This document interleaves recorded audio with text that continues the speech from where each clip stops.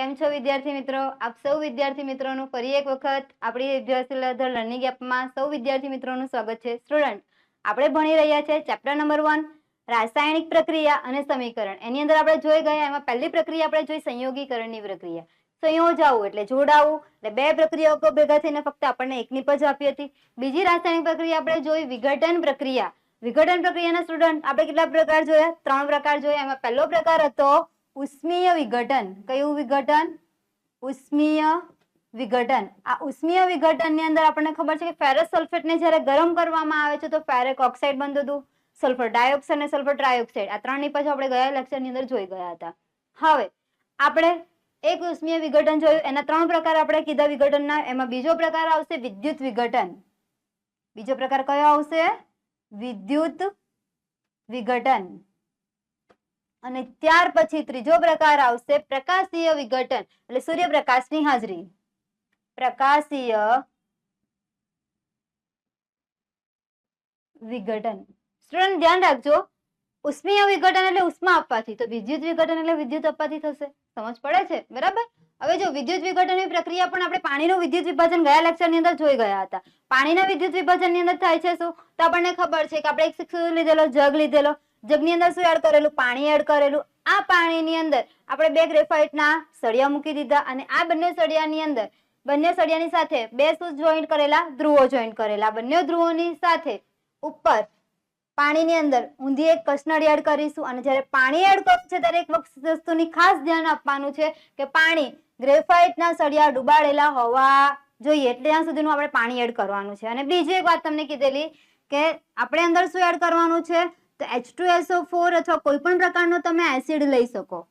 બરાબર છે? કેમ કે પાણીનું વિદ્યુત વિભાજન થાય છે, નો ડાઉટ પાણીનું વિદ્યુત વિભાજન થાય છે, પણ પ્રક્રિયા કેવી થાય છે? તો કે ખૂબ જ ધીમી પ્રક્રિયા થાય છે. બરાબર? એટલા માટે એને એસિડયુક્ત પાણી બનાવવામાં આવે જેથી કરીને આયનીકરણની પ્રક્રિયા ઝડપી બને અને આયનો તરત છૂટા પડી જાય. સ્ટુડન્ટ, H2SO4 એડ કર્યું. હવે તમને મેં એવું કીધેલું કે આપણે આ પ્રેક્ટિકલ ઘરે પણ કરી શકીએ છીએ, એટલે એના માટે એડ કરીશું આપણે NaCl.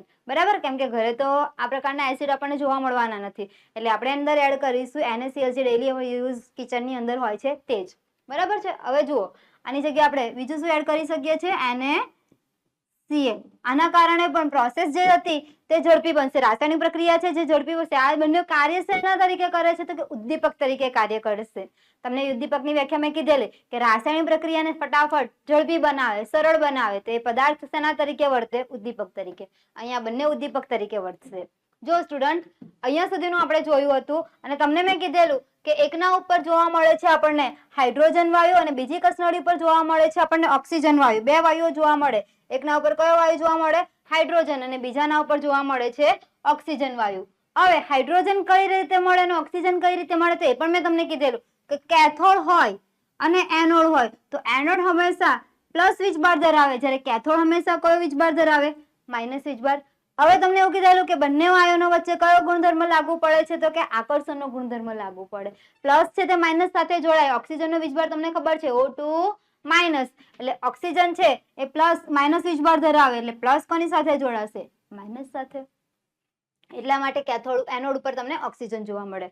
એવી જ રીતે કેથોડ ની અંદર થાય. કેથોડ પર માઇનસ વીજભાર છે. હવે અહીંયા આપેલું છે હાઇડ્રોજન H+. બરાબર? હાઇડ્રોજન પાસે બંને વૃત્તિ છે, H+ ની પણ છે અને માઇનસ ની પણ છે, પણ ઓક્સિજન માઇનસ વીજભાર ધરાવે એટલે હાઇડ્રોજન પ્લસ વીજભાર ધરાવશે. હવે કેથોડ છે તે માઇનસ છે, એના લીધે હાઇડ્રોજન એની પાસે જોડાઈ જશે અને હાઇડ્રોજન કયો વીજભાર ધરાવે? તો કે પ્લસ વીજભાર ધરાવશે. ઊંધી કસનળીની અંદર તમે જોઈ શકો છો વાયુઓનું પ્રમાણ. તમને યાદ રાખજો સ્ટુડન્ટ, એવું પૂછાશે કે પાણીનું વિદ્યુત વિભાજનની અંદર ઓક્સિજન અને હાઇડ્રોજનનું પ્રમાણ કેમ 2:1 નું પ્રમાણ હોય છે? તો એનું કારણ શું છે? કે આપણને ખબર છે કે આપણી પાસે સૂત્ર છે H2O. હાઇડ્રોજનનું પ્રમાણ ઓક્સિજન કરતા કેવું છે? બમણું છે. તો એવી રીતે વાયુ પણ વધારે છૂટા પડેલા જોવા મળશે. તમે અહીંયા ધ્યાન આપી શકો છો. જુઓ, પાણીનું લેવલ અહીંયા જુઓ અને આમાં પાણીનું લેવલ જુઓ. એટલે કસનળીની અંદર જે વાયુનું પ્રમાણ હોવું જોઈએ, વાયુનું પ્રમાણ સૌથી વધારે જોઈએ. કોનું વાયુનું પ્રમાણ સૌથી વધારે જોવા મળશે? તો તમે જોઈ શકો છો આકૃતિમાં દેખાય છે કે હાઇડ્રોજન વાયુનું પ્રમાણ સૌથી વધારે જોવા મળે છે, જ્યારે ઓક્સિજન વાયુનું પ્રમાણ કેવું જોવા મળે છે? ઓછું.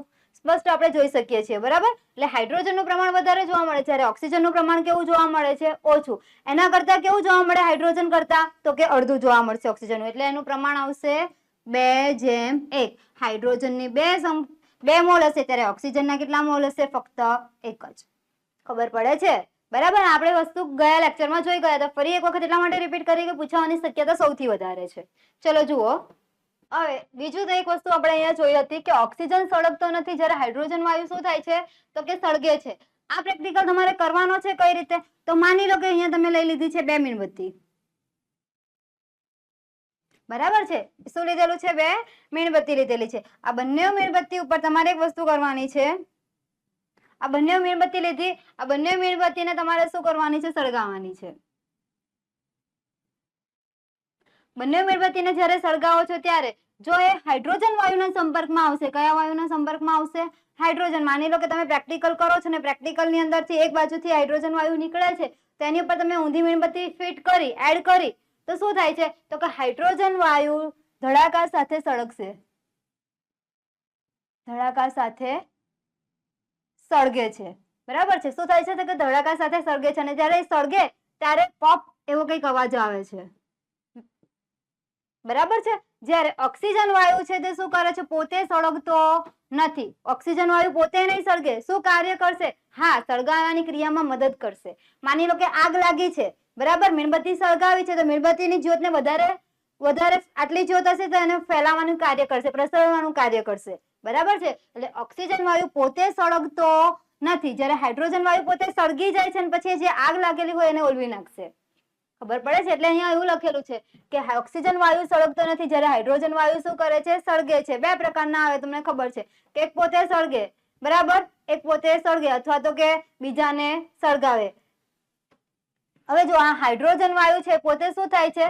તો કે પોતે સળગી જાય છે. જ્યારે ઓક્સિજન વાયુ છે પોતે સળગતો નથી. કેટલાક એવા હોય, તમને ખબર હોય તો પોતે એટલા બધા બીજાનું જોઈને એટલે પોતાની જાતે એટલા બધા જલન ફીલ કરતા હોય. આપણે એવું બનવાનું નથી. આપણે કોના જેવું બનવાનું? ઓક્સિજન જેવું બનવાનું. બીજાને જલાવાના એટલે એને માચિસ કે એને લઈને જલાવાનું નહીં. કાર્ય એવું કરવાનું કે પોતાને આપણા માર્ક્સ લાવી અને બીજાને બતાવવાના કે ના, મારા આના કરતા વધારે માર્ક્સ આવ્યા. એ રીતે સારી પ્રવૃત્તિમાં જલન કરાવવાની. બરાબર? કેમ છો વિદ્યાર્થી મિત્રો? જુઓ, આપણે પાણીનું વિદ્યુત વિભાજનની થિયરી જોઈ. હવે આપણે જોવાનું છે એનું પ્રેક્ટિકલ. અહીંયા તમને બતાવવામાં આવશે. જુઓ, આ એ બેટરી છે. આ બેટરીના આ જે કાળો વાયર છે એ કાળા વાયરની બાજુમાં આ જે કાળો વાયર છે એ કેથોડ તરીકે વર્તશે. આ લાલ વાયર છે એ એનોડ તરીકે વર્તશે. કાળા વાયરની સાથે જોઈન્ટ છે લીલો વાયર અને લાલ વાયરની સાથે જોઈન્ટ છે બ્રાઉન કલરનો વાયર. અને અહીંયા તમે જોઈ શકો છો 2 ગ્રેફાઇટના સળિયા છે. બરાબર? સ્ટુડન્ટ, આ પ્રેક્ટિકલ તમારે જો ઘરે કરવો હોય તો પણ પોસિબલ છે. તમારે 2 ગ્રેફાઇટની સળિયાની જગ્યાએ પેન્સિલના જે કણ આવે છે તે બંને જોઈન્ટ કરી શકો છો. બરાબર છે? અને પાણીની અંદર મેં એડ કર્યું છે H2SO4 અને HClની જગ્યાએ NaCl, મીઠું. જે મીઠા દ્વારા પણ આયનીકરણની પ્રક્રિયા પોસિબલ બને છે, એટલા માટે આની અંદર મેં એડ કર્યું છે NaCl. ચલો સ્ટુડન્ટ, આપણે પ્રેક્ટિકલ જોઈએ. જુઓ, આ બેટરી છે. બેટરીના બંને સળિયાને હું પાણીની અંદર એડ કરી દઉં છું આખા જ.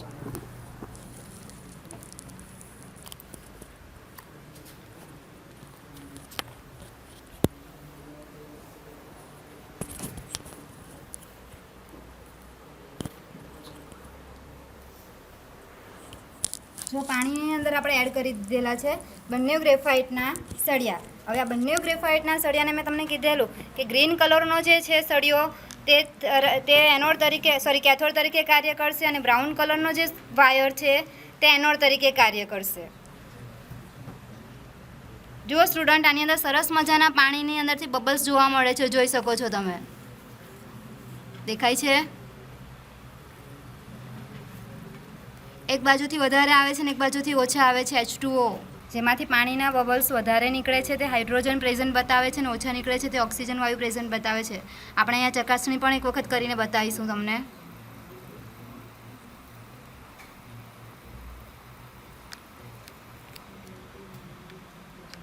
જુઓ, તમને મેં થિયરી ભણાવી ત્યારે કીધેલું કે જ્યારે મીણબત્તીને હાઇડ્રોજનના સંપર્કમાં લાવવામાં આવે તો પોપ કરીને અવાજ આવશે. એ જે દર્શાવે છે કે હાઇડ્રોજન વાયુ પ્રેઝન્ટ છે. આપણે એક વખત પ્રેક્ટિકલ કરીને હું તમને બતાવું છું. જુઓ,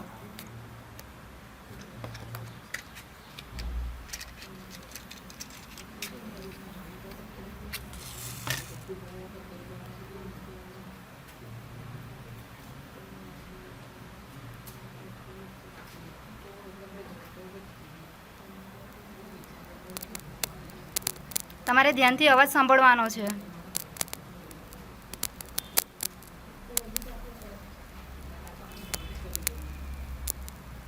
અને ફ્લેમમાં જો થોડો થોડો સળગે પણ છે.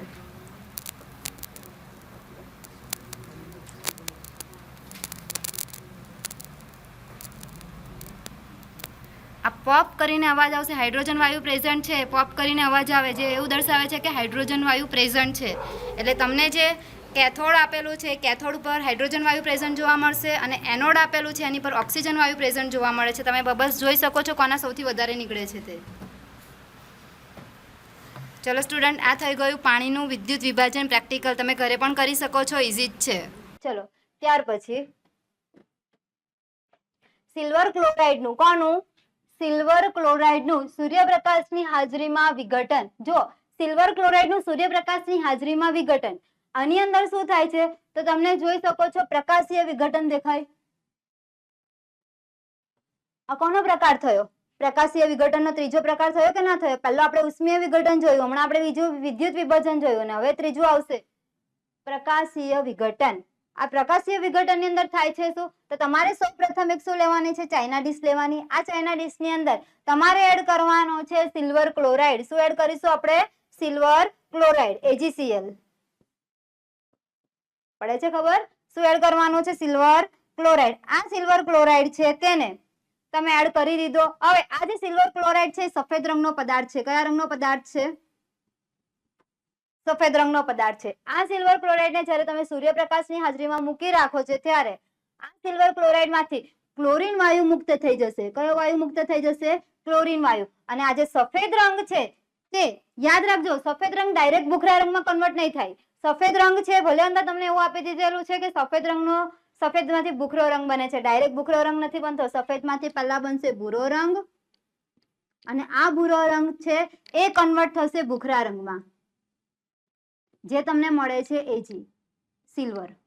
પડે છે ખબર? એટલે તમે શેનું દ્રાવણ લીધું છે? આ તો કે સિલ્વર ક્લોરાઇડ નું AgCl નું દ્રાવણ લીધેલું. AgCl દ્રાવણ નથી, પાવડર ફોર્મમાં આવશે, સોલિડ આવશે, પાવડર ફોર્મમાં આવશે. તમે શું લીધું કે AgCl નો પાવડર લીધો. આ AgCl ના પાવડરને સૂર્યપ્રકાશની હાજરીમાં મૂકી રાખો છો તો સૂર્યપ્રકાશની હાજરીમાં હોવાના કારણે બે જે Ag અને Cl બે તત્વો જે ભેગા હતા તે શું થઈ જાય? છૂટા પડી જાય. બે તત્વો આપણે લીધેલા Ag અને Cl ભેગા હતા, શું થઈ ગયા? છૂટા પડી ગયા. હવે જો AgCl માંથી શું થાય છે તો કે AgCl માંથી બે તત્વ જે ભેગા હતા તે છૂટા પડે એટલે Ag plus Cl2 મળશે આપણને. ક્લોરીન 2 છે, આ બાજુ 2 વડે, આ બાજુ 2 વડે. સમજ પડે? બરાબર. હવે AgCl માંથી આપણને શું મળ્યું? Ag અને Cl. આ Ag છે કયા રંગનો આવશે? ભૂખરા રંગનો. કયા રંગનો આવશે? ભૂખરા રંગનો. સિલ્વર, સિલ્વર એટલે ભૂખરો થાય કે ના થાય? થાય ને. સિલ્વર એટલે શું થશે? ભૂખરો થશે. આ Ag તમને કયા રંગનો મળે છે તો કે ભૂખરા રંગનો મળે છે. હવે તમારી પાસે 3 વિઘટન, આ સવાલ 3 કે 4 માર્ક્સની અંદર પૂછાય છે કે વિઘટન પ્રક્રિયા કોને કહેવામાં આવે છે? વિઘટન પ્રક્રિયાના પ્રકાર ઉદાહરણ આપીને સમજાવો. તો હવે હું તમને ટૂંકમાં જણાવી દઉં છું. 3 વિઘટન પ્રક્રિયાના કેટલા પ્રકાર આવશે? 3 પ્રકાર. પહેલું આવશે ઉષ્મીય વિઘટન પ્રક્રિયા, બીજું આવશે વિદ્યુત વિઘટન પ્રક્રિયા અને ત્રીજું આવશે પ્રકાશીય વિઘટન પ્રક્રિયા. પહેલું આપણે જોયું ઉષ્મીય વિઘટન પ્રક્રિયામાં શું કર્યું તો કે આપણે એક ફેરસ સલ્ફેટ લીધો. ફેરસ સલ્ફેટને ગરમ કરો. જ્યારે ફેરસ સલ્ફેટને તમે ગરમ કરો છો તો એ ફેરસ સલ્ફેટ છે શેમાં કન્વર્ટ થઈ જાય? ફેરિક ઓક્સાઇડમાં. અને સલ્ફર ડાયોક્સાઇડ અને સલ્ફર ટ્રાયોક્સાઇડ એ બે વાયુ તમને છૂટા પડેલા જોવા મળ્યા. તમને યાદ હોય તો મેં એવું કીધેલું કે માચિસની તિલ્લી જ્યારે સળગાવીએ એમાંથી જે દહનની સ્મેલ આવે એવી સેમ સ્મેલ સલ્ફર ડાયોક્સાઇડ અને સલ્ફર ટ્રાયોક્સાઇડની આવે, તીવ્ર વાસ ધરાવે. બરાબર. એટલે આપણે સીધો જ્યારે પ્રેક્ટિકલ કરીએ ત્યારે નાકની પાસે રાખીશું નહીં. બીજું પાણીનું વિદ્યુત વિભાજન એટલે કે H2O. પાણી એટલે શું થાય? H2O. H2O નું જ્યારે વિદ્યુત વિભાજન કરે તો બે વાયુ આપણને છૂટા પડેલા જોવા મળે, એક હાઇડ્રોજન અને એક ઓક્સિજન. ત્રીજું આપણે જોયું સૂર્યપ્રકાશમાં સિલ્વર ક્લોરાઇડનું. તમે સિલ્વર ક્લોરાઇડની જગ્યાએ સિલ્વર બ્રોમાઇડ પણ લઈ શકો. સિલ્વર ક્લોરીનનો પાવડર ફોર્મ હતો. જ્યારે એને સૂર્યપ્રકાશમાં રાખવામાં આવે છે ત્યારે શું થાય છે તો બે વાયુઓને છૂટા પાડી દે છે. બે વસ્તુને તત્વને છૂટા પાડશે, એક સિલ્વર અને એક ક્લોરીન. સિલ્વર છે કયા રંગનું જોવા મળશે તો કે ભૂખરા રંગનું જોવા મળે. તમે લીધો તો કયા રંગમાં? જુઓ, સફેદ રંગમાં લીધો તો ને. એ ફેરફાર થઈને કયો રંગ આપે છે તમને? ભૂખરો રંગ આપશે. અને બીજું ક્લોરીન વાયુ છૂટો પડેલો જોવા મળશે. ચલો ત્યાર પછી પ્રવૃત્તિ જોઈ જાઓ. સૂર્યપ્રકાશમાં મૂકતા પહેલા મેં તમને હમણાં જ કીધું કે સિલ્વર ક્લોરાઇડનો રંગ કયા રંગનો જોવા મળશે? સફેદ રંગનો જોવા મળશે. ત્યાર પછી સૂર્યપ્રકાશમાં થોડા સમય સુધી રાખી મૂકતા સિલ્વર ક્લોરાઇડનો રંગ કયા રંગનો થઈ જાય છે? સફેદમાંથી ભૂખરો. સફેદમાંથી ડાયરેક્ટ ભૂખરો રંગ બનતો નથી. સફેદમાંથી એનો રંગ પહેલા ભૂરો રંગ બનશે અને આ ભૂરો રંગ કન્વર્ટ થાય છે ભૂખરા રંગમાં. જુઓ, ત્યાર પછી આપણી પાસે સમીકરણ છે સિલ્વર ક્લોરાઇડ લીધેલો એટલે AgCl. પ્રક્રિયા થઈને આપણને શું મળે છે? Ag+Cl2 ક્લોરીન વાયુ મુક્ત થાય છે, વાતાવરણની અંદર મુક્ત થઈ જશે. બીજું, તમે સિલ્વર ક્લોરાઇડની જગ્યાએ બીજો કયો લઈ શકો છો? Silver bromide. તો AgBr. આ AgBr છે એને છૂટા પાડો તો અહીંયાથી બંધ તૂટશે એટલે આપણને મળશે એક Ag અને બીજું Br2. બ્રોમિન વાયુ છૂટો પડેલો જોવા મળશે. ચલો, અહીંયા સુધી ખબર પડી. હવે ત્યાર પછી ઉપયોગ એનો જોવાનો છે તો કે AgCl અને AgBr નો ઉપયોગ શ્યામ શ્વેત ફોટોગ્રાફીમાં કરવામાં આવે છે, બ્લેક એન્ડ વ્હાઇટ ફોટો બનાવવા માટે. બરાબર છે?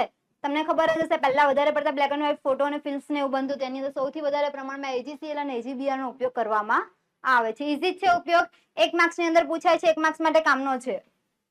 ચલો, વિઘટન પ્રક્રિયામાં હવે તમને ખબર છે કે કયા કયા સ્વરૂપે આપણે બંધ ઉર્જા આપેલી, તો એ જ સેમ સવાલ અહીંયા પાછો રિપીટ થાય છે. વિઘટન પ્રક્રિયામાં પ્રક્રિયકો વચ્ચેના બંધ તોડવા માટે કયા કયા સ્વરૂપે ઉર્જા આપી? તો આપણે પહેલા ફેરસ સલ્ફેટની વિઘટનની પ્રક્રિયા ઉષ્મા આપીને કરાવી એટલે ઉષ્મા સ્વરૂપે. બીજું, પાણીને દૂર કર્યું ત્યારે શું આપ્યું? તો કે વિદ્યુતના ઝટકા આપ્યા, તો વિદ્યુત સ્વરૂપે. અને ત્રીજું, સિલ્વર ક્લોરાઇડ ને ક્યાં મૂક્યું? તો કે સૂર્યપ્રકાશમાં મૂક્યું, તો એ ત્રીજું થયું તમારું પ્રકાશ. સમજ પડે? એટલે બંધ તોડવા માટે કયા કયા સ્વરૂપે ઉષ્મા આપી? તો કે ઉષ્મા, પ્રકાશ અને વિદ્યુત. કયા કયા સ્વરૂપે ઉર્જા આપી? ઉષ્મા, પ્રકાશ અને વિદ્યુત સ્વરૂપે ઉર્જા આપી. હવે આ વિઘટન પ્રક્રિયામાં આ પરમાણુ શું કર્યું? તો આ બધું ઉષ્મા તો ઉષ્મા મેળવી લીધું, વિદ્યુત તો વિદ્યુત મેળવ્યું અને સૂર્યપ્રકાશમાં રાખ્યું તો સૂર્યપ્રકાશ પણ મેળવ્યો. એટલે બધા શું કરે છે કે આ પ્રક્રિયાના જે આ પરમાણુઓ છે ઉર્જાને શું કરે છે? તો કે મેળવે છે. અને એ મેળવી અને નાના નાના અણુ કે પરમાણુમાં શું પામે છે? વિઘટન પામે છે. શું કરશે? નાના નાના અણુ કે પરમાણુમાં વિઘટન પામે છે. આપણે એક ઉદાહરણ લઈ લઈએ કે H2O. વિદ્યુત આપ્યું, વિદ્યુત આપવાના કારણે, વિદ્યુત વિભાજનની પ્રક્રિયા થવાના કારણે હાઇડ્રોજન અને શું મળે છે? બીજું ઓક્સિજન મળે છે. બરાબર છે? હાઇડ્રોજન અને ઓક્સિજન વાયુ મળે છે. તમે જોઈ શકો આખું તત્વ હતું, તત્વનું કન્વર્ટ શેમાં થઈ ગયું? અણુઓમાં થયું. બરાબર? એટલે જ્યારે ઉર્જા આપવામાં આવે છે ત્યારે નાના નાના અણુ કે પરમાણુમાં આ તત્વોનું શું થઈ જાય છે? વિઘટન થઈ જાય છે. આમ વિઘટન પ્રક્રિયામાં ઉષ્માનું શું થાય છે? તો કે શોષણ. દરેક વસ્તુ જો સૂર્યપ્રકાશમાં રાખ્યું, સૂર્યપ્રકાશનું શોષણ કર્યું, વિદ્યુતના ઝટકા આપ્યા એટલે વિદ્યુતનું શોષણ કર્યું અને પહેલામાં આપણે શું આપી? ઉષ્મા. ઉષ્મા આપી એટલે તૂટ્યું. ઉષ્મા મેળવી હશે ત્યારે તૂટ્યું હશે ને? એટલે દરેકે દરેક ઉર્જાનું શું કરે છે? શોષણ કરે છે. શોષણ કરતું હોવાથી એ પ્રક્રિયાને કહેવામાં આવશે ઉષ્મા શોષક પ્રક્રિયા. સમજ પડે છે સ્ટુડન્ટ? આ સવાલ પૂછાય છે 2 માર્ક્સ ની અંદર, તમને આવડવો જોઈએ. એકદમ ઈઝી છે, આખું વિઘટન પ્રક્રિયાનો સારાંશ છે. ચલો, ત્યાર પછી બેરિયમ હાઇડ્રોક્સાઇડમાં એમોનિયમ ક્લોરાઇડ ઉમેરતા શું થાય છે? આ પ્રક્રિયા ઉદાહરણ દ્વારા સમજાવો. જુઓ, બેરિયમ હાઇડ્રોક્સાઇડ, બેરિયમ એટલે Ba, હાઇડ્રોક્સાઇડ એટલે OH2. કેમ OH2 લખ્યું? તો તમને ખબર હોવી જોઈએ કે Ba કયો વીજભાર ધરાવે? +2 અને OH કયો વીજભાર ધરાવે? -1. આયોનોની આપ લે કરો તો Ba ના જે આ +2 છે કોને મળી જાય? OH ને મળી જાય. લેક્ચર તમે ના જોયો તો લેક્ચર નંબર 2 ની અંદર મેં આયનીકરણની પ્રક્રિયા શીખવાડી છે. ચલો, BaOH2 બેરિયમ હાઇડ્રોક્સાઇડની પ્રક્રિયા એમોનિયમ ક્લોરાઇડ સાથે કરાવવામાં આવે તો શું થાય છે તાપમાનમાં? તો તાપમાનમાં શું ફેરફાર થાય છે તમારે નોંધવાનું છે. જો એક કસનળીની અંદર બેરિયમ હાઇડ્રોક્સાઇડ લેવાનું, બીજામાં એમોનિયમ ક્લોરાઇડ લઈશું. બંનેને જ્યારે મિશ્ર કરવામાં આવે છે ત્યારે એનું ટેમ્પરેચર તમારે થર્મોમીટરની મદદથી નોંધી લેવાનું છે. અને ત્યારબાદ જ્યારે આખી રાસાયણિક પ્રક્રિયા થઈ જાય છે ત્યારબાદ ફરીથી એને ટેમ્પરેચર તમે નોંધજો તો બંનેમાં કંઈક તફાવત જોવા મળશે. શું તફાવત જોવા મળશે? તો જુઓ, બેરિયમ હાઇડ્રોક્સાઇડ અને એમોનિયમ ક્લોરાઇડ વચ્ચે પ્રક્રિયા થઈ. બેરિયમ કોની સાથે જોડાશે? ક્લોરીન સાથે જોડાશે એટલે બેરિયમ ક્લોરાઇડ આપશે. બીજું, એમોનિયમ વાયુ છે એટલે એમાંથી આપણને છૂટો તો પડવાનો છે એમોનિયા એટલે NH3 અને પ્લસ પાણીનો અણુ શું કરે છે? ગુમાવે છે. સમજ પડે છે? પાણીના અણુ શું કરી દેશે? ગુમાવશે. તો આ જે રાસાયણિક પ્રક્રિયા થાય છે, રાસાયણિક પ્રક્રિયા દરમિયાન તાપમાનમાં ઘટાડો થાય છે. તાપમાનમાં ઘટાડો થશે. હવે તમને ખબર છે કે તાપમાનમાં ઘટાડો થવો એનો મતલબ શું થાય? તો કે તાપમાનમાં ઘટાડો થવો એનો મતલબ થશે કે આ પ્રક્રિયા છે એને ઉષ્માનું શું કર્યું? શોષણ કર્યું. એટલે આ પ્રક્રિયા થશે ઉષ્માક્ષેપક પ્રક્રિયા. સ્ટુડન્ટ, તમારે એવું યાદ નથી રાખવાનું, મગજમાં એવું ફિટ નથી રાખવાનું કે ઉષ્મા મેળવી છે, ઉષ્માનું શોષણ કરે છે તો ગરમ વસ્તુ લાગે. નહીં, એવું નહીં બને. કેટલીક રાસાયણિક પ્રક્રિયા એવી હશે જેમાં તાપમાનમાં વધારો થતો હશે અને કેટલીક રાસાયણિક પ્રક્રિયા એવી હશે જેમાં તાપમાનનો ઘટાડો થતો હશે. આ રાસાયણિક પ્રક્રિયા દરમિયાન તાપમાનમાં શું થાય છે તો કે ઘટાડો થાય છે. કેમ? કેમ કે એને ઉષ્માનું શું કર્યું છે? શોષણ કર્યું છે. એટલે આ પ્રક્રિયામાં ઉષ્મા શોષક હોવાથી આ પ્રક્રિયા દરમિયાન તાપમાનમાં શું થાય છે? ઘટાડો થાય છે. પ્રક્રિયામાં શું થશે? તાપમાનમાં ઘટાડો થશે. સમજ પડે છે? જ્યારે તમે થર્મોમીટરની અંદરથી બંનેનું ટેમ્પરેચર નોંધશો તો પહેલાનું ટેમ્પરેચર તમને હાઈ આવશે. બંને વચ્ચે રાસાયણિક પ્રક્રિયા થઈ ગઈ, ત્યારબાદ એનું ટેમ્પરેચર નોંધશો તો એ જે તમને તત્વ બેરિયમ ક્લોરાઇડનું જ્યારે તમે તાપમાન નોંધશો ત્યારે તમે જોઈ શકશો કે તાપમાનમાં શું થયેલો જોવા મળશે તો કે ઘટાડો થયેલો જોવા મળશે. પડે છે સમજ? એટલે ઉષ્મા શોષક પ્રક્રિયાનું ઉદાહરણ આપીને સમજાવો પૂછાય તો તમને આવડવું જોઈએ. ચલો ત્યાર પછી જો આપણે ભણવાનું છે વિસ્થાપન પ્રક્રિયા. કઈ પ્રક્રિયા? વિસ્થાપન પ્રક્રિયા. વિસ્થાપન એનો મતલબ એવું થાય કે એને આપણે શું કરી દેવાનું? એક તત્વ છે એને આપણે લઈને બીજા તત્વ સાથેથી દૂર કરી દેવાનું. ઉદાહરણ આપીશ એટલે સમજ પડશે. જુઓ, વિસ્થાપન પ્રક્રિયા.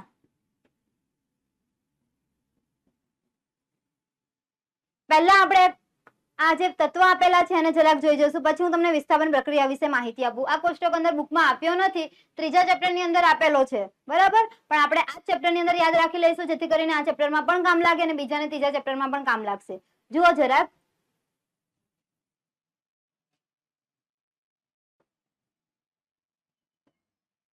જુઓ તમને પહેલું આપી દીધેલું છે પોટેશિયમ, બીજું sodium, calcium, magnesium, aluminium, zinc, iron, lead. અહીંયા જોવો હાઇડ્રોજન આપ્યું. કેમ આપ્યું એ હું તમને પછી કહું છું. કોપર, મર્ક્યુરી, સિલ્વર અને ગોલ્ડ. હવે આની અંદર તમારે યાદ રાખવાનું છે કે આ જે રાસાયણિક પ્રક્રિયા થાય છે એ દરમિયાન આ જે ક્રિયાશીલ તમને આપેલી છે, ક્રિયાશીલતા આપેલી છે. શું આપેલી છે? ક્રિયાશીલતા.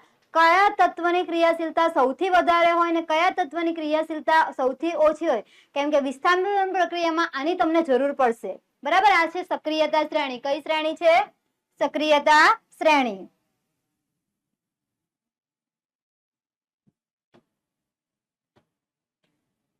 આ થઈ ગઈ સક્રિયતા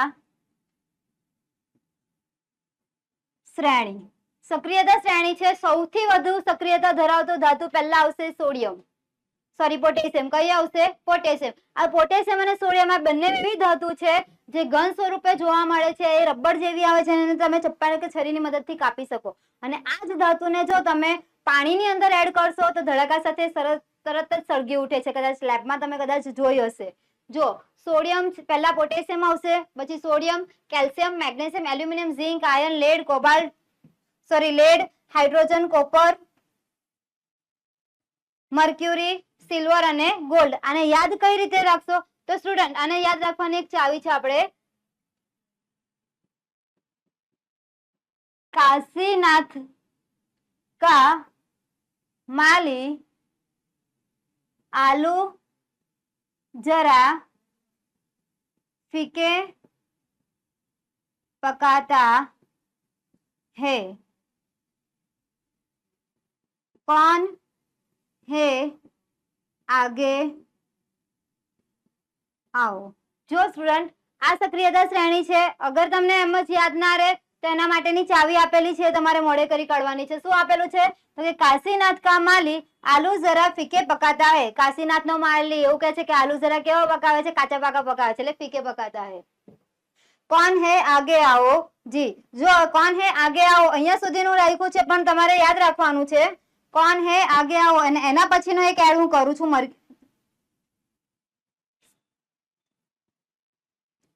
પીટી.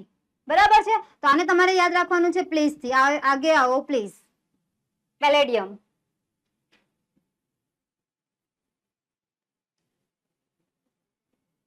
ચલો, કાશીનાથ કા માલી આલુ જરા ફીકે પકાતા હે, આગે આવો. જી છેલ્લું તમને એટલા માટે નથી આપ્યું કે સિલેબસ ની અંદર નથી. તમારે જો યાદ રાખવું હોય તો તમારી મરજી. હવે જો કાશીનાથ કા આલી, કા એટલે કે ઉપરથી તમારે યાદ રાખવાનું છે પોટેશિયમ.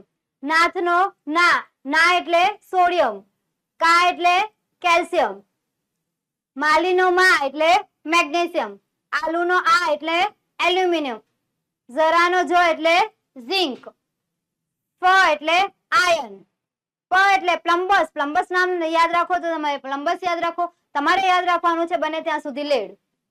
હે એટલે હાઇડ્રોજન. આ હાઇડ્રોજન છે પ્લસ આયન પણ ધરાવે, માઇનસ આયન પણ ધરાવે, એટલે હાઇડ્રોજન અહીંયા વચ્ચે લીધેલો છે. તો આપણને ખબર છે કે હાઇડ્રોજન H પ્લસ પણ ધરાવે, H માઇનસ પણ ધરાવે, એટલે હાઇડ્રોજન અહીંયા વચ્ચે આવશે. કોન. કોન નો ક એટલે શું થશે? કોપર. ત્યાર પછી છે હે. હે એટલે Hg. Hg એટલે થશે મર્ક્યુરી, પારો. આગે નો Ag એટલે થશે સિલ્વર. અને આઓ એટલે થશે એયુ. એયુ એટલે ગોલ્ડ, સોનું. તમને ખબર હોય તો સોનું ને એવી ને બહાર શુદ્ધ સોનું હોય એવી ને એવી બહાર ખાસા ટાઈમ સુધી રહેવા દો, છતાં એને કશું થતું નથી. ઘણા લાંબા સમય સુધી, ઘણા 2-3 વર્ષ, ખાસા બધા વર્ષો નીકળી જાય, ત્યાર પછી એને કદાચ થોડી ઘણી કાળી પડશે. કેમ? કેમ કે ખૂબ જ નિષ્ક્રિય તત્વ છે. કેવું તત્વ છે? ખૂબ જ નિષ્ક્રિય. ઝડપથી એના ઉપર કોઈ રાસાયણિક પ્રક્રિયા થતી નથી, એટલે એની પર વાતાવરણની પણ કોઈ વધારે અસર જોવા મળશે નહીં. આટલે સુધીની યાદ રહે. તો જો ત્યાર પછી હું તમને એક ઉદાહરણ સમજાવીશ અને એક ઉદાહરણ આપીશ કે વિસ્થાપન પ્રક્રિયા છે કે નહીં, તમારે મને કહેવાનું રહેશે.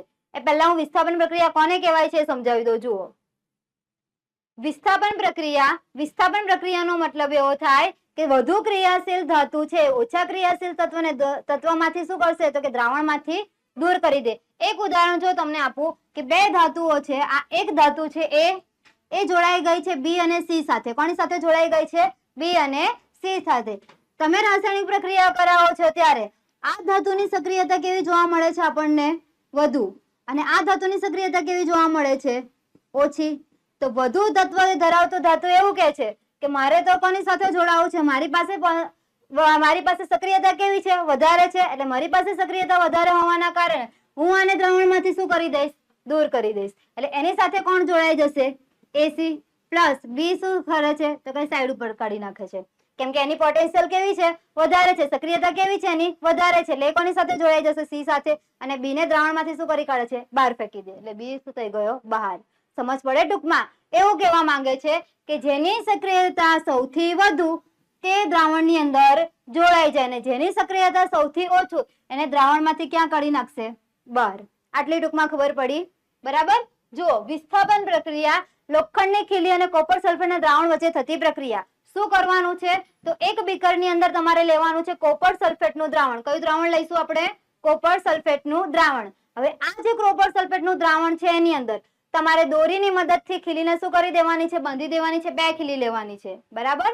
બંને ખીલીને દોરીની મદદથી શું કરી દઈશું? આપણે કોપર સલ્ફેટના દ્રાવણમાં બાંધી દઈશું. હવે જ્યારે તમે કોપર સલ્ફેટના દ્રાવણમાં બંને ખીલીને ડુબાડો છો ત્યારે તમારે સૌ પ્રથમ ધ્યાન રાખવાનું છે કોપર સલ્ફેટના દ્રાવણનો રંગ. પડે છે ખબર? કોપર સલ્ફેટના દ્રાવણનો રંગ તમારે સૌ પ્રથમ શું કરવાનો છે? નોંધી લેવાનો છે. ત્યારબાદ દ્રાવણની અંદર તમારે શું એડ કરવાની છે? 2 દોરીથી બાંધેલી ખીલી એડ કરવાની છે. હવે જુઓ, આ બંને ખીલી તમે જેવી એડ કરી છે એ જ પાછી રાસાયણિક પ્રક્રિયા થઈ ગયા બાદ બંને ખીલીને શું કરી લઈશું? આપણે બહાર કાઢી લઈશું. જોઈ શકો છો અહીંયા બંને ખીલી બહાર કાઢી લીધી છે. તમને અહીંયા સ્પષ્ટ રંગમાં પરિવર્તન જોવા મળે છે. આ ખીલી જુઓ અને આ ખીલી જુઓ. બરાબર. આના ઉપર રાસાયણિક પ્રક્રિયા થઈ નથી, જ્યારે આના ઉપર કેવી પ્રક્રિયા થયેલી જોવા મળશે? રાસાયણિક પ્રક્રિયા. આ દોરીની મદદથી તમે જે 2 ખીલી બાંધી હતી એમાંથી એક ખીલીને તમારે શું કરવાનો છે? બહાર કાઢીને અહીંયા મૂકવાની, અને એક તમારે નવી ખીલી લઈ લેવાની જે પહેલા હતી તે. ટોટલ કેટલી ખીલી લઈશું આપણે? 3. 2 ખીલીને શું કરીશું? દ્રાવણમાં ડુબાડીશું, અને એક ખીલીને તમારે એમ જ રહેવા દેવાની છે ટેસ્ટ માટે. સમજ પડે છે? તો ત્યારે તમે જ્યારે જોવો છો ત્યારે કોપર સલ્ફેટના દ્રાવણનો રંગ પહેલા તમારે નિહાળી લેવાનો છે. કયો રંગ હતો? ભૂરો રંગ હતો. કોપર સલ્ફેટના દ્રાવણનો કયો રંગ આવશે? ભૂરો રંગ આવશે. કોપર સલ્ફેટના દ્રાવણનો રંગ કયો રંગ આવશે? ભૂરો રંગ. બરાબર. જ્યારે રાસાયણિક પ્રક્રિયા થઈ જાય છે લોખંડની ખીલી ઉપર, તો તમે લોખંડની ખીલીને નિહાળી શકો છો. લોખંડની ખીલી કયા રંગની જોવા મળશે? તો કે કથ્થાઈ રંગની જોવા મળશે. કથ્થાઈ રંગની. આવું કેમ થયું હશે? કેમ કોપરની ખીલી તમને કથ્થાઈ રંગની, આયર્નની ખીલી કથ્થાઈ રંગની જોવા મળે છે? તો જો સ્ટુડન્ટ, પ્રક્રિયા થશે. જો અહીંયા પ્રક્રિયા કઈ થશે? તો તમે લઈ લીધેલું છે આયન. આયન એટલે થશે Fe, લોખંડ. એની પ્રક્રિયા કોની સાથે કરાવી? કોપર સલ્ફેટ સાથે. બરાબર છે. તો બંને વચ્ચે પ્રક્રિયા થાય. હવે તમને યાદ કરાવું પેલી સક્રિયતા શ્રેણી વાળો કોષ્ટક. જરાક આ બાજુ જોઈ જાઓ સક્રિયતા શ્રેણી વાળા કોષ્ટકમાં. જુઓ, Fe ક્યાં દેખાય છે અને કોપર ક્યાં દેખાય છે? છે ને? તો તમે જોઈ શકો છો Fe ઉપરની તરફ છે. એનો મતલબ એવું કે એની સક્રિયતા કેવી છે? વધારે છે કોના કરતા? કોપર કરતા. તો કોપરને શું કરી દેશે? દૂર કરી દેશે અને એની જગ્યાએ કોણ જોડાઈ જશે? Fe જોડાઈ જશે. બરાબર છે. એટલે આ સક્રિયતા શ્રેણી ભલે બુકમાં ના આપી હોય, તમારે મોડે કરવાની છે. કોપરની જગ્યાએ કોણ જોડાઈ જશે? Fe એટલે આપશે તમને FeSO4 પ્લસ આ જે કોપર હતું તે નીકળી જશે, દૂર થઈ જશે એટલે આ થઈ ગયું કોપર. સમજ પડે છે? એટલે આ પ્રયોગમાં તમે જોઈ શકો છો કે દ્રાવણનો કયો રંગ હતો? ભૂરો રંગ હતો. એ ભૂરો રંગ કયા રંગમાં કન્વર્ટ થઈ જાય છે? લીલા રંગમાં કન્વર્ટ થઈ જાય છે. કેમ એવું થયું? કેમ કે આયન દૂર થયું ને એની જગ્યાએ કોણ એડ થયું? Fe. તમે દ્રાવણ શેનું લીધેલું? આ રહ્યું. આ દ્રાવણ લઈ લીધેલું છે તમે કોપર સલ્ફેટનું, CuSO4 નું. દ્રાવણ કયા રંગનું છે? ભૂરા રંગનું છે. એની અંદર તમે એડ કરી છે લોખંડની ખીલી. આ લોખંડની ખીલી ઉપર કોપર સલ્ફેટના દ્રાવણની લોખંડની ખીલી છે, લોખંડની ખીલીમાંથી Fe દૂર થઈ અને દ્રાવણની અંદર ભળી જશે અને દ્રાવણની અંદર ભળવાના કારણે FeSO4 નું દ્રાવણ જે મળે છે તમને આછા લીલા રંગનું મળશે. પડે છે ખબર? અને આ જે લોખંડની ખીલી હતી એના ઉપર કોણ જામ થયેલું જોવા મળશે? કોપર. તમે જોઈ શકો છો કથ્થાઈ રંગની ખીલી જોવા મળશે. બરાબર? એ કયા રંગની હોય? કેમ કથ્થાઈ રંગની થઈ ગઈ? કેમ કે એની ઉપર શું જામ થઈ ગયું છે? કોપર જામ થઈ ગયું છે એટલા માટે. હવે આયનની ખીલી કોપર સલ્ફેટના દ્રાવણ સાથે પ્રક્રિયા કરે છે. પ્રક્રિયાને કઈ કહેવામાં આવશે? વિસ્થાપન પ્રક્રિયા. જો હજુ પણ એક વખત કહું, વધારે પોટેન્શિયલ વાળું છે, પોતાની ક્ષમતા કેવી છે એની વધારે છે, તો ઓછી ક્ષમતા વાળાને શું કરશે? દ્રાવણમાંથી દૂર કરશે. જુઓ અહીંયા Fe ની જગ્યાએ શું થઈ ગયું? Ce એડ થઈ ગયું એટલે અહીંયા જુઓ FeSO4 પ્લસ Cu. પડીને ખબર હવે? એટલા માટે આ જે કોષ્ટક આપેલો છે તમને બુકમાં નથી આપ્યો, તમારે યાદ રાખવાનો છે, 1 માર્ક્સમાં કામ લાગશે કે કોની સક્રિયતા સૌથી વધારે છે. ચાવી પણ તમને આપી છે એટલે મોડે થઈ જશે. ચલો જુઓ, આપણે વિસ્થાપન પ્રક્રિયા જોઈ. બરાબર? એની વ્યાખ્યા પણ હવે આવડે. શું કીધેલું? કે જે રાસાયણિક પ્રક્રિયા દરમિયાન કેવા તત્વ? તો કે વધુ ક્રિયાશીલ તત્વ. કેવા તત્વ? વધુ ક્રિયાશીલ તત્વ. જો જે રાસાયણિક પ્રક્રિયા દરમિયાન વધુ ક્રિયાશીલ તત્વ એ ઓછા ક્રિયાશીલ તત્વને તેના સંયોજનમાંથી શું કરે છે? દૂર કરે છે. આપણે આ વસ્તુ જોઈ ગયા. વધારે પોટેન્શિયલ હતું, ઓછા પોટેન્શિયલ વાળાને શું કરે છે? દૂર કરી કાઢે. બરાબર? તો એ રાસાયણિક પ્રક્રિયાને કઈ પ્રક્રિયા કહેવામાં આવશે? વિસ્થાપન પ્રક્રિયા. આપણે એક ઉદાહરણ દ્વારા જોયું કે A પ્લસ B અને C તત્વ બંને જોડાયેલા છે. રાસાયણિક પ્રક્રિયા થઈ અને આ B ને શું કરે છે? એનું પોટેન્શિયલ કેવું છે? ઓછું છે. એટલે B ને દૂર કરીને એની જગ્યાએ કોણ જોડાઈ ગયું? A. એટલે A અને C પ્લસ B. આ રીતની કઈક રાસાયણિક પ્રક્રિયા થઈ. બરાબર? એટલે એવું કે છે કે વધુ ક્રિયાશીલ તત્વ. કેવા ક્રિયાશીલ તત્વ? વધુ ક્રિયાશીલ તત્વ એ ઓછા ક્રિયાશીલ તત્વને તેના સંયોજનમાંથી શું કરે છે? દૂર કરે છે. એવી રાસાયણિક પ્રક્રિયાને કહેવામાં આવશે વિસ્થાપન પ્રક્રિયા. બરાબર? ચલો ત્યાર પછી અહીંયા કેટલાક ઉદાહરણ આપ્યા છે, જરાક જોજો. જુઓ, Zn પ્લસ AgNO3. હવે યાદ રાખજો, Zn પ્લસ AgNO3. ચલો, ઝીંકની ક્રિયાશીલતા Ag કરતા કેવી જોવા મળે છે? વધારે. Ag યાદ હોય તો અહીંયા નીચે હતો અને કાશીનાથકા, માલી, આલુ, જરા 8મા નંબર ઉપર કોણ હતું? ઝીંક હતું. બરાબર? એટલે ઝીંકની ક્રિયાશીલતા કેવી થઈ ગઈ? વધુ થઈ ગઈ. એટલે Zn પ્લસ AgNO3.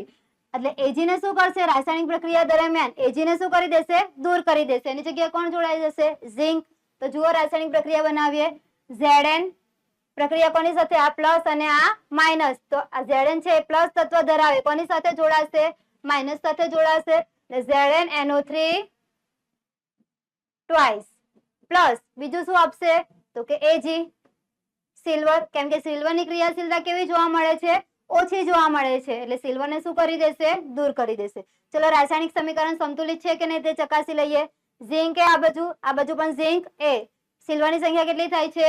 2. આ બાજુ સિલ્વરની સંખ્યા જોઈ શકો છો, ફક્ત કેટલી છે?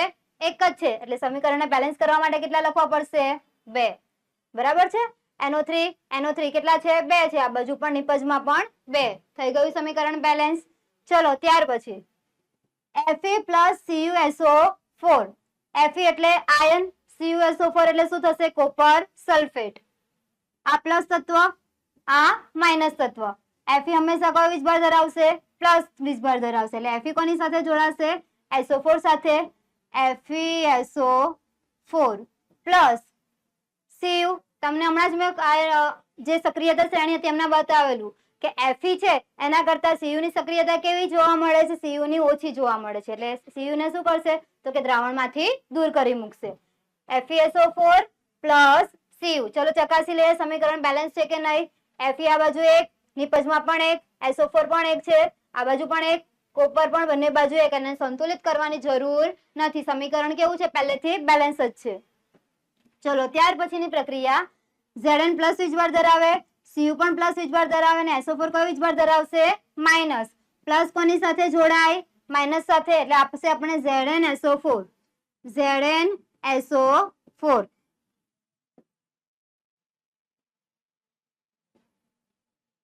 જો ZnSO4. હવે તમને એવું નથી થતું કે મેડમ અહીંયા તો તમે 2 મૂક્યા, અહીંયા પણ 2 મૂકવા પડે કે ના મૂકવા પડે? ના મૂકવા પડે. કેમ?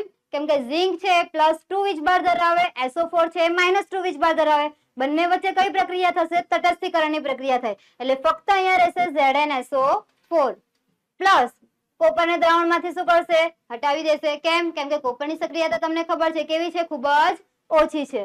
ચલો ત્યાર પછી બીજું આપેલું છે ઉદાહરણ, લેડ પ્લસ CuCl2 એટલે કોપર ક્લોરાઇડ. હવે લેડ છે પ્લસ વીજભાર ધરાવે, કોપર છે પણ પ્લસ વીજભાર ધરાવશે, અને ક્લોરીન છે કયો વીજભાર ધરાવશે? માઇનસ. લેડ છે કોની સાથે જોડાશે? ક્લોરીન સાથે જોડાશે. એટલે અહીંયા આપશે તમને PbCl2. શું આપશે? PbCl2 plus કોપરનું copper. તો આ પણ સમીકરણ બેલેન્સ છે, બરાબર. એટલે સમીકરણ અહીંયા બેલેન્સ કરવાની જરૂર નથી. હવે હું તમને એક ઉદાહરણ આપું છું, જુઓ.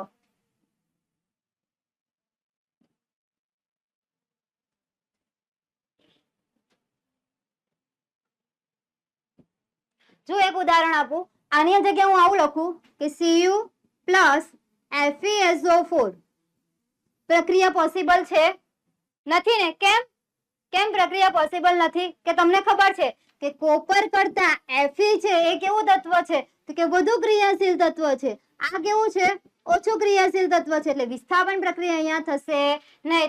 કદાચ તમને એક માર્ક્સમાં પૂછે કે નીચેનામાંથી વિસ્થાપન પ્રક્રિયા માટે સાચું કયું છે? તો ફક્ત Fe નું Fe જ રહેશે. આ રાસાયણિક પ્રક્રિયા થતી નથી. તમે રાસાયણિક પ્રક્રિયા આવી રીતની કદાચ પૂછે તો તમે આવી રીતે પણ લખી શકો, અથવા બીજી એક રીત તમને બતાવું. Cu પ્લસ FeSO4 પ્રક્રિયા થશે. પ્રક્રિયા થઈને બનાવશે FeSO4 પ્લસ Cu. અહીંયા તમારે આવી રીતે ક્રોસની નિશાની કરવાની. આ બંને સાચી પદ્ધતિ ગણવામાં આવશે, કેમ કે રાસાયણિક પ્રક્રિયા થતી નથી. અહીંયા તમે એવું લખી શકો કે રાસાયણિક પ્રક્રિયા થતી નથી, અથવા તો તમે આ રીતનું કરીને અહીંયા ઉપર ક્રોસ મારી શકો. બરાબર છે. એટલે કદાચ પરીક્ષામાં પૂછાયું હોય તો ધ્યાનમાં લેવું. ચલો ત્યાર પછી દ્વિવિસ્થાપન પ્રક્રિયા. કેવી પ્રક્રિયા? દ્વિવિસ્થાપન પ્રક્રિયા. એના પહેલા હું તમને જરાક માહિતી આપી દઉં કે ધાતુ તત્વ છે. કયા તત્વ? ધાતુ તત્વ એ હંમેશા છે તે શું કરે છે? ઇલેક્ટ્રોન સ્વીકારે છે. શું કરશે? ઇલેક્ટ્રોન. ધાતુ અને અધાતુ, પહેલા હું એ આપી દઉં તમને સમજ. ધાતુ અને અધાતુ. ધાતુ તત્વ છે એને ઇલેક્ટ્રોન ડોનર છે, સોરી સ્વીકારશે ને, ઇલેક્ટ્રોન ડોનર. ડોનર નો મતલબ ઇલેક્ટ્રોન એ શું કરે છે? ગુમાવે. ધાતુ તત્વ જેટલા પણ આવશે મોટા ભાગે દરેક ધાતુ તત્વ છે ઇલેક્ટ્રોન ગુમાવે, જ્યારે અધાતુ તત્વ છે ઇલેક્ટ્રોન મેળવે. શું કરશે? અધાતુ તત્વ ઇલેક્ટ્રોન મેળવે. પડે છે ખબર? ધાતુ તત્વ ઇલેક્ટ્રોન ગુમાવે, અધાતુ તત્વ ઇલેક્ટ્રોન મેળવે. એક ઉદાહરણ તમને આપું, સોડિયમ Na+. ક્યારે Na+ બને? જ્યારે એને ઇલેક્ટ્રોન ગુમાવ્યો હશે તો જ પ્લસ બનવાનો છે, બરાબર. જ્યારે અધાતુ તત્વ છે ઇલેક્ટ્રોન શું કરશે? મેળવશે. આટલી તો યાદ રહે કે ના રહે? બરાબર. હવે આપણે દ્વિવિસ્થાપન પ્રક્રિયા જરાક જોઈએ. જુઓ, એમાં પહેલું આપેલું છે કે બેરિયમ ક્લોરાઇડ અને સોડિયમ સલ્ફેટ દ્વારા દ્વિવિસ્થાપન પ્રક્રિયા. સ્ટાર્ટ કરતા પહેલા હું તમને એની માહિતી આપી દઉં. દ્વિવિસ્થાપન પ્રક્રિયાની કહેવાય કોને? તો કે જે રાસાયણિક પ્રક્રિયા દરમિયાન, દ્વિવિસ્થાપનની વ્યાખ્યા લઈ લઈએ જરાક પહેલા આપણે.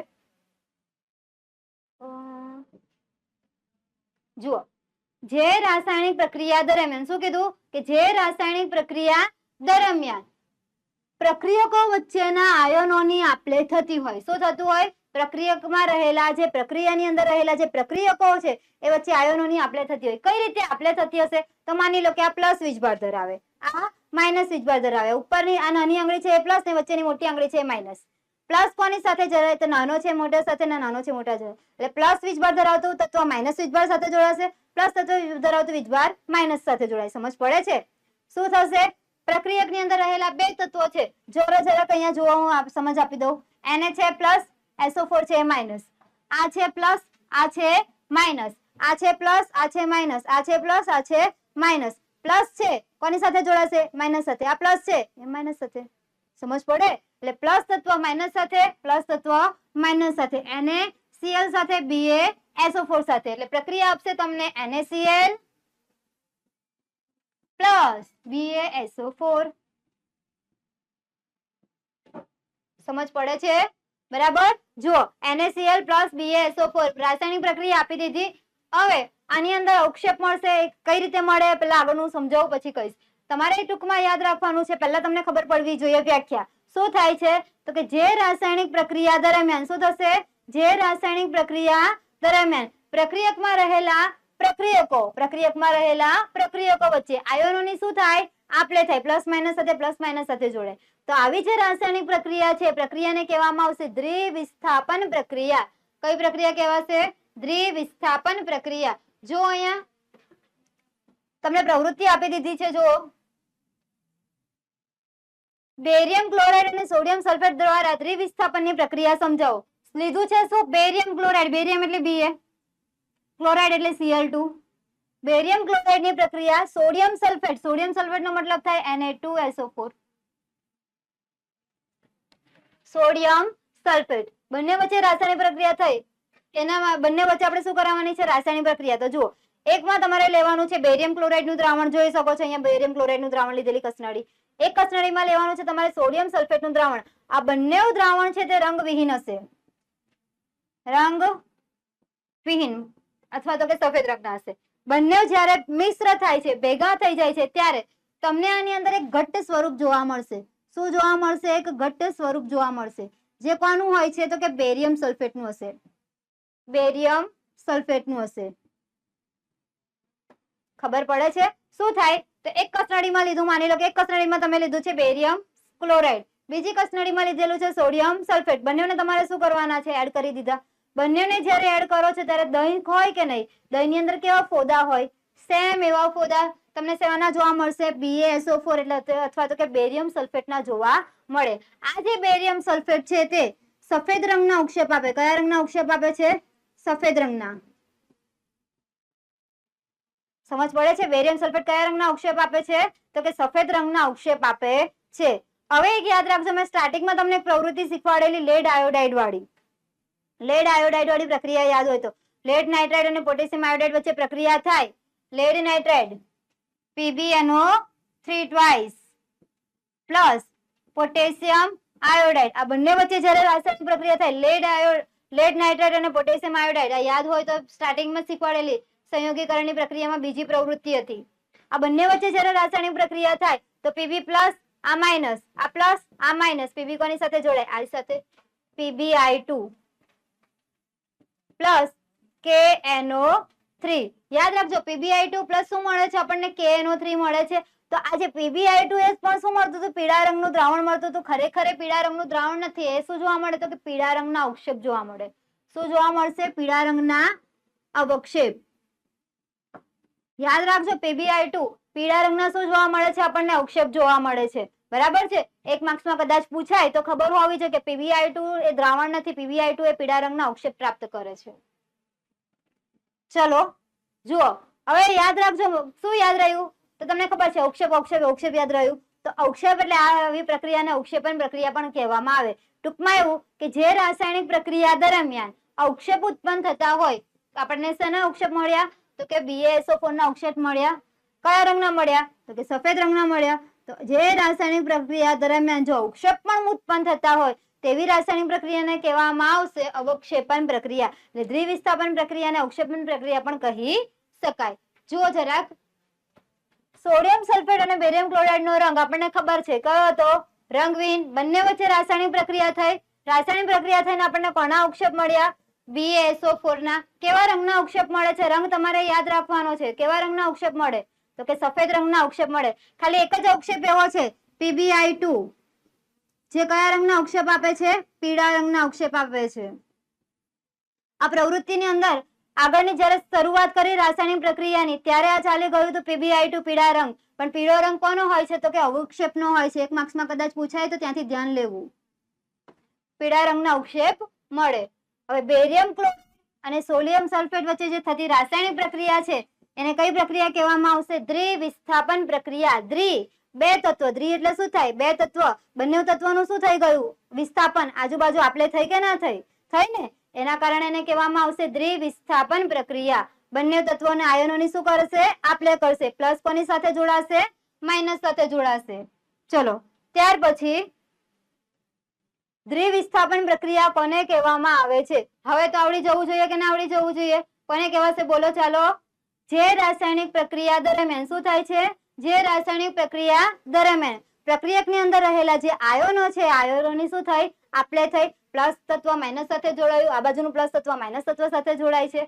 તો આવી રાસાયણિક પ્રક્રિયાને કહેવામાં આવશે દ્વિવિસ્થાપન પ્રક્રિયા. પડે છે ખબર? ચલો જુઓ, આ સમીકરણ આપણે જોયું. એની અંદર રાસાયણિક પ્રક્રિયા થઈ, NaCl સાથે જોડાય અને NaCl આપ્યું, BaSO4 સાથે જોડાય અને BaSO4 આપે. હવે એક વસ્તુ તમારે યાદ રાખવાનું છે કે તમે જે દ્રાવણ લો છે હંમેશા એક્વિયસ ફોર્મમાં જોવાનું દ્વિવિસ્થાપન પ્રક્રિયાની અંદર. અને જે અવક્ષેપ મળે છે ઘટ્ટ સ્વરૂપે મળે છે, મતલબ કે સોલિડ સ્વરૂપ ધરાવશે. બરાબર? એટલે જેટલા પણ ઇક્વેશન લખો એની અંદર તમારે યાદ રાખવાનું છે સોલ્યુશન તમને એક્વિયસ ફોર્મમાં જ મળશે. અવક્ષેપ છે એની અંદર તમારે સોલિડ ફોર્મ યાદ રાખવાનું છે. એટલે આ સમીકરણની અંદર એક્વિયસ એક્વિયસ એક્વિયસ અને સોલિડ ફોર્મ. બરાબર? વિસ્થાપન અને દ્વિવિસ્થાપન પ્રક્રિયાની અંદર અને અવક્ષેપન પ્રક્રિયાની અંદર જેટલા પણ તત્વ આપશે, પાણીની અંદર દ્રાવ્ય હશે એટલે એક્વિયસ ફોર્મ આપશે, અને બીજું છેલ્લું જે તમને તત્વ મળશે તે તમને સોલિડ ફોર્મમાં મળશે. ચલો ત્યાર પછી બીજું એક સમીકરણ આપેલું છે. KBr ની પ્રક્રિયા BaI2 સાથે કરવાની છે. આ પ્લસ વીજભાર, આ માઇનસ વીજભાર, આ પ્લસ વીજભાર ધરાવશે, આ પણ માઇનસ વીજભાર ધરાવશે. K છે કોની સાથે જોડાશે? I સાથે જોડાશે. અને Ba છે કોની સાથે જોડાશે? Br સાથે જોડાશે. એટલે સમીકરણ તમને મળશે I છે, K છે, I સાથે જોડાય એટલે Ki આપશે, પ્લસ Ba કોની સાથે જોડાશે? Br સાથે, એટલે સમીકરણ બીજું તમને આપશે Ba Br. પડે છે ખબર? હવે યાદ રાખજો Ki અને Ba Br ની અંદર તમને અવક્ષેપ શેના મળે છે? તો કે Ba Br ના મળે છે. કયા રંગના મળે છે? તો કે સફેદ રંગના મળશે. અને જે ફોર્મ ધરાવે છે એક્વિયસ ફોર્મ. Ki ફોર્મ ધરાવશે, આ એક્વિયસ ફોર્મ ધરાવશે, અને Ba Br ફોર્મ ધરાવશે સોલિડ. તમને હજુ પણ એક વખત કહી દઉં, જેના અવક્ષેપ મળતા હશે તે સોલિડ ફોર્મ ધરાવશે અને જેનું જલીય દ્રાવણ આવશે એ એક્વિયસ ફોર્મ આવશે.